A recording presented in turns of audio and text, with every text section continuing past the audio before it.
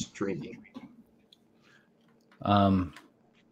Yo. Are you streaming now? Yep. Okay. If you want to look at healthy. Okay. It's just going to be a few seconds behind. If you want to look at my screen real quick. We are. I did create just the basic game. I only see me. Wrong screen. How's that? All right. He looks a little short and tubby, like he's too squished vertically. He's 64 by 64. I know he is, but I don't know. It looks squished vertically. Oh, maybe the resolution is on his camera is bad. Let's take a look at.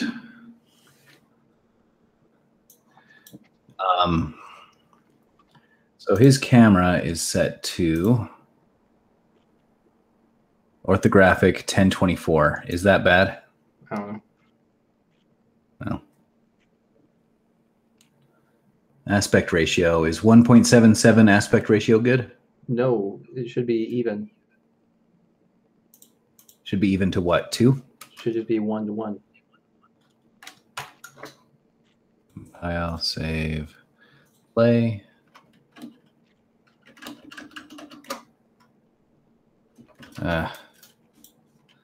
Is that better? Can't tell. No, his character is so squished. He's much wide. He's a bit wider than he is tall. He should be square. Oh, okay. I think I know what you're talking about.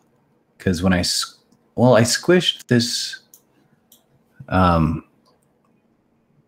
that, but the capsule I made 0.25. The capsule should be independent of. The capsule handles collision. Yeah, but it should be independent of the sprite itself. Is the sprite at an angle? I set it to 1, and I set his mesh. No, not the mesh, the flip book. And I set the flip book to 1. It'll end up like tiny compared to it. Okay. And if it handles collision, you should be able to squish the collision box. And the capsule is that ratio, because it looks like that. The capsule is the collision. Yeah. So you should be able to squish the capsule and then fix the sprite. That's what I did. Well, I set this to 0.25. Right. But it didn't look like the other got fully fixed. And I set this to 4. That looks better. Interesting. I wonder why it works better this time. Maybe you didn't do it right the first time. Whatever. Yeah, it looks better. I wonder why because it's forced square. Why are the blocks black in the game but not here? Oh, because we're looking at it unlit and I don't have any lighting in the game. They should just be sprite lighting like the main character is. Yeah, I need to figure out how they do that. All right. Well, it's not that big of a deal. Yeah. Anyway, just wanted to show you I did actually get it started. Well, I will share my picture. So that's it. You can't see it. I can't see. I'll have to watch on YouTube. I guess I'll have to watch on YouTube. No, I can't do background capture at the same time. I have to watch the live stream. Oh, I will. And so that's what I did for the background graphics. Each of these layers, the hill and then the mountain and then the clouds, are independent and scrollable. So they loop. Or you could just go to the main project on our Slack, and then you can look at the image there. Yeah, that's true. Anyway, so the hills, the mountains, and the eyes and the clouds are all scrollable. Okay. I was Is thinking the clouds would scroll slowly, the mountains would scroll a little faster, and then the hills would scroll a bit faster than that. Yeah. So, is that the complete background image? Like, is it just going to be scrolling what we already see? Yep, I thought Okay, so. that Unless you think works. it's missing something. No, it's fine. That doesn't sound like it's fine. It's fine. I was just That, wondering it if doesn't there was sound like like it's fine. I was just wondering if there was like more that you had made that didn't make it into that picture. Is all. That sounds like you're calling me lazy. Does it though? It does. You don't need to share our private chat. How dare you? Okay. So we need to talk about the death of endangered kingdoms. Well, I wouldn't say death. I'd probably just say hibernation. Oh, right. We're putting it into cryogenic sleep. No. So I think what we're going to do, I still want to make the game, but I think we should wait until we're both excited about it instead of just me. I was working on it too. No, I think for us right now that kind of game is too much work. Mm-hmm. We need a more basic game, and that's a pretty common mistake for developers is to bite off more they can chew while thinking that it's not more than they can chew. Right. And yeah, so the biggest failure I think was the design document was not done beforehand, and so we weren't entirely sure how big the project was going to be. Mm-hmm. So it's kind of hard to gauge how even with the most optimistic ideals, it still doesn't. If you don't have the completed design document, your best guess is going to be way off. So you need a complete design document before you start. I think that's really important. Okay. I think that beyond the design document, we were also running into issues where we didn't have the order of requirements set up either. Like we were working on things that didn't necessarily have that they weren't ready to be worked on yet. I felt. I'm not sure about that. If we had done it a different way, it may have grown more organically, certain aspects of what we were working on. I'm not sure I understand. I had to do a lot of refactoring because I didn't start with a base character class. I started with Savron, and then I had to make a base enemy class, and then I had to. Well, actually, I didn't start with the base enemy class. I made the little guy running around, and then I made a base enemy class, which then I had to re-inherit that class properly. Now, had I done this better, had I planned it out better, knowing that I would need probably similar things for all of the enemies, I would have made a base enemy class and a base player class.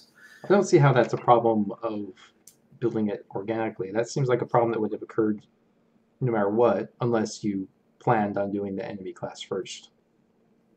Well, but yeah, but with a bit of planning on the order of things, I could have sussed that out beforehand and saved myself some time. I don't know. I don't understand.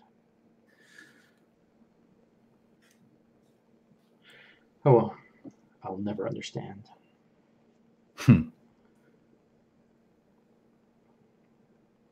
What also, is that? What is that text document you have on the screen? It's just a text document. Rear bumper, front bumper, grill.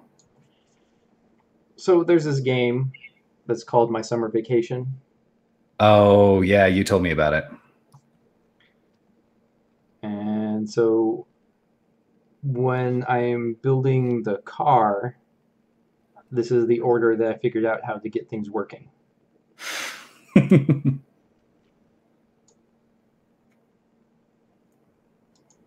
Go here.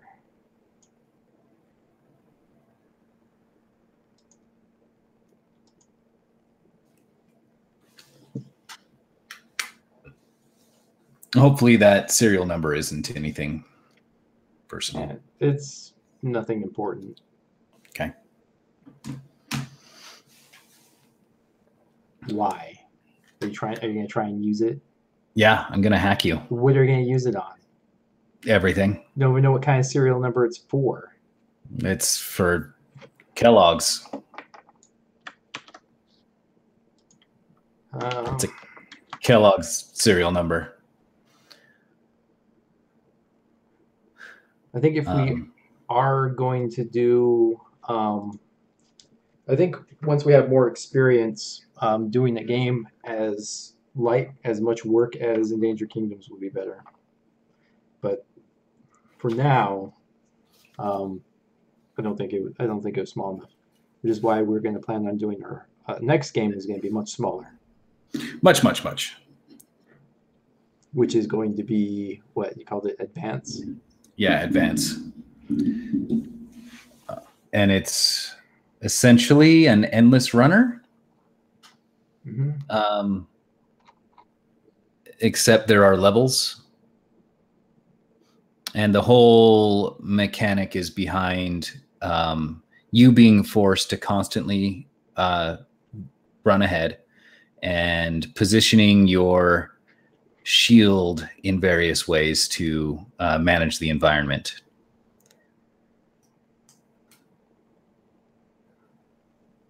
I think that's the primary mechanic. Yeah. So I think that should be good. It's not too much. Right. And I think it's going to be primarily a mobile game. I think. So that'll be fun dealing with all of the gestures and stuff. So our website's been down because we were hacksorted. That was fun. And we were hacksorted due to an exploit in WordPress. Yeah, that actually wasn't the first time either. Yeah, and it was an exploit that they didn't resolve for about 2 weeks after massive hackings through their WordPresses. A lot of people were fine. A lot of people that had more control over their web servers or had better web service hosts that automatically did virus scans, they were fine. But because our host, which I'm not going to name, they did not do virus. Well, they did virus scanning to let me know that there was a virus there and that I needed to take care of it myself. And then they shut the sites down until I took care of it. And so I decided, F that. Let's just let's make our own that is not as vulnerable to exploits. Yeah. So that's where we're at right now. And even if it is vulnerable to an exploit, it's going to take someone a long time to figure out, and no one's going to spend that much time on our crappy little website. Right. Something that only we use. Right. Has nearly no financial incentive for someone to hack. Right. I mean, obviously we'll get rid of all the easy exploits. Mm-hmm. And so even the harder ones where they're going to have to just attack all sorts of random spots until they find a hole. Those ones, I don't think someone's going to waste their time on our site for that. On the other hand, doing cheap exploits like injections. Yeah, SQL injections and exploiting whenever someone uses an eval statement. Yeah. Which was the hack that happened to WordPress. Yeah. The things that are really easy to script are also really easy to defend against. So basically we're because it will be our own system designed by ourselves. Someone's not going to waste their time trying to exploit that. Whereas there's incentive to exploit WordPress because once you get an exploit done, you can use it on thousands and thousands of websites. Mm-hmm. If they try to do that to ours, they'll waste a lot of time and only get ours, which will be worthless. Well, hey, all 5 of the people who visit our website in a month are offended. They're not visiting our website right now. Yeah, that's a good point. So yeah, so basically that's where we're at with that. The ride is almost done. I just need to rebalance the last 3 levels because I made them way too hard. And then I need some voice acting. That good for nothing voice actor of yours. I know he's tough to get to work. He's busy. He's got so many voice acting things to do. Yeah, and there's just he doesn't. He's like a prima donna.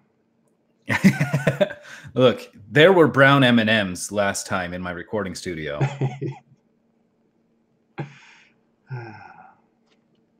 So yeah, those are the 2 things left to do for Ride, and then everything will be, and then that one's done.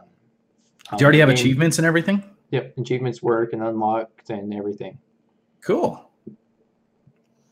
So that's all I have to do is rebalance the last levels, get the audio, and then yep.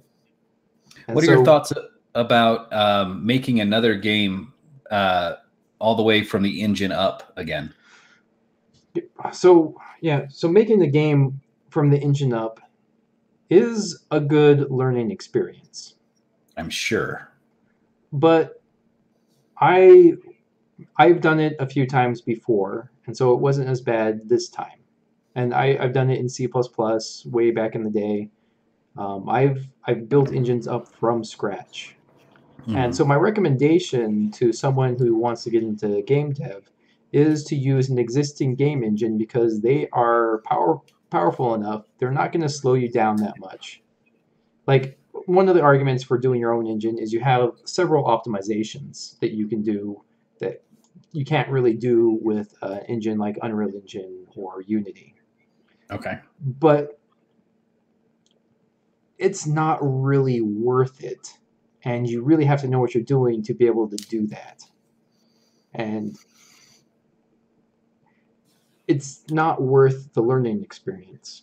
So my thing is, it was fun. I enjoyed it. I thought it was good. But if you're going to make games, don't worry about the engines. Grab something that's already being used by a lot of people that's already good. And I would recommend Unity or Unreal Engine. There's a bunch of other pretty good ones. Mm-hmm. There's a bunch of 2D engines that are really good if you want to just develop games. And yeah, just use those and don't build an engine from scratch. Unless you don't care about just making the game. Right. I mean, if it's a hobby, that's cool if you want to spend years of your life doing an engine and a game. But basically, doing the game part of my game was maybe 25% of the work, and 75% was engine. That sounds like a lot of time you could have used polishing. It's time you can use polishing. It's time you could use working on another game. Like, I could have made 4 games in the time it took me to make this one, if I just used an existing engine for it. Plus, those engines that are mentioned are cross-platform on many different platforms, even for free. So, like the Unreal Engine will work. My game engine works on Android. Right. Unreal works on Android, iOS, Mac OS X, Linux, Windows. I mean, it works on PlayStation 3, PlayStation 4, the Xbox. Wii U, Xbox, probably the Switch too. So it's like, doing your own engine is a good learning experience if that's all you want is a learning experience. If you want to make games, use an existing game engine. Makes sense. So if you make a Ride sequel, it will not be using that engine, probably not. Probably not. I mean, I would like to develop that engine out and work on it, but to make it cross-platform, to make it um, more utility, and that would be a fun personal project if I didn't have a full-time job already. Mm-hmm. Right. But well, yeah, without that, I'm just the next ride is probably going to be an Unreal Engine, and it'll probably be 3D. At least 2.5D, where like the ships and characters and obstacles will all be 3D, but you'll play side-scrolling 2D.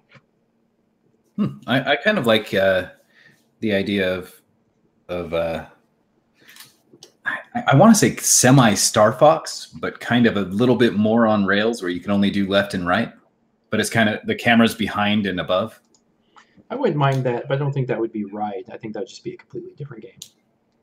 Okay. Well, that's my thoughts anyway. Maybe if we don't develop Ride for another 10 years, we'll do that. But okay, I'm kind of like the idea of making the games and sequels pretty similar to the roots. okay. And I might not have that same feelings later when we actually tackle it. So who knows? Who knows? I'm not overly attached to the idea. What if you did like Final Fantasy style, where you're just like, yeah, it's kind of similar. There's similarities here. Well, I think if you watch Final Fantasy, you see the evolution. Like Final Fantasy, Final Fantasy 2, Final Fantasy 3, 4, 5, 6, 7, 8, 9, and 10. I mean, you see the evolution. 11, 12, 13, 14, 15. 28, 29. But you see the evolution from one game to the next, where you see what was similar, what things they improved on, what things you think were worse, but were just different. You just didn't like. Yeah. Yeah. So, like one of the biggest disappointments in Final Fantasy X was it was too linear. Yeah. Final Fantasy VII was much more open world. I don't really remember playing 8 or 9. 8 or 9 were open world also. 8 Well, I and mean, like 6 was, it had a bunch of branching storylines. It was a bit on rails, but you could get lost in just running around and doing stuff. Yeah. And then 7 was kind of the same way. 7 was a little less linear than 6. Mm-hmm. Because you could go around and do a whole bunch of other things and then finally be like, yeah, okay, let's do this last guy. Mm-hmm. Whereas like 6, you had a few conversion points. So they had the end of the world where everything came back in together, and then you had the second time where you fought the guy at the end again. Right. Yeah. So there's a few points where it focused back in. Yeah. So my next secondary project after I'm done with Ride is I want to do a flashback inspired game. Are you going to do it like kind of flashback style using polygons, but in like a 16-bit style? Well, flashback only had the vector art for the animations. Okay. It was pixel art for the levels. Oh, really? Yeah. They just must have done a ton of extra frames because that was a smooth game. It was 24 frames per second. The first game to be 24 frames per second. Ooh, that's pretty. It was also one of the first CD-ROM games. I want to say that the original Prince of Persia was about that smooth, but the graphics weren't as good. The original Prince of Persia was not that smooth, but it was pretty smooth.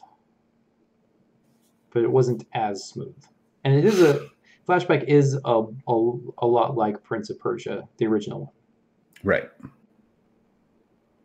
And so, yeah, I want to do a game like that with a storyline.